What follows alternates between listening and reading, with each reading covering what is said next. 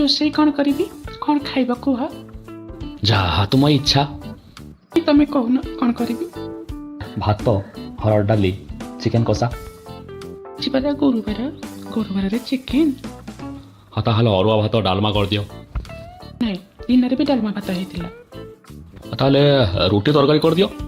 ନାଇଁ, ପିଲାମାନେ ଖାଇବେନି, କହୁଛନ୍ତି ଶୀତରେ ରୁଟି ଟାଣି ଯାଉଛି। ତାହେଲେ ପୁରୀ ସୋଲା ଡାଲି କରିଦିଅ। ନାଇଁ, ଡାକ୍ତର ପରା ତମକୁ ମନା କରିଛନ୍ତି ବେଶୀ ଛଣାଛଣି ନ ଖାଇବାକୁ। ତାହେଲେ ଗୋଟେ କାମ କର, ପିଠା କର, ଚକୁଳି ପିଠା। ଅନେକ ଦିନ ପିଠା ଖିଆ ହେଇନି। ଆଗରୁ କହିଥାନ୍ତ ନା, ଆଗରୁ ବିରି ଚାଉଳ ବତୁରିବାକୁ ହୁଏ ପିଠା ପାଇଁ। ଆଉ ପରଟା ପାଲକ ପନିର ନହେଲେ କରିଦିଅ। ରାତିରେ କିଏ ଶାଗ ଖାଏ? ଛାଡ଼, ହୋଟେଲରୁ ମଗାଇଦେବା।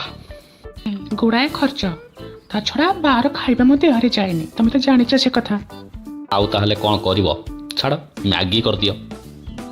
ଛି, ସେଥିରେ କ'ଣ ପେଟ ଭରେ? ତାହେଲେ ତୁମେ କୁହ କ'ଣ ରୋଷେଇ କରିବ? ନାଇଁ, ତୁମେ କୁହ କ'ଣ ରୋଷେଇ କରିବି।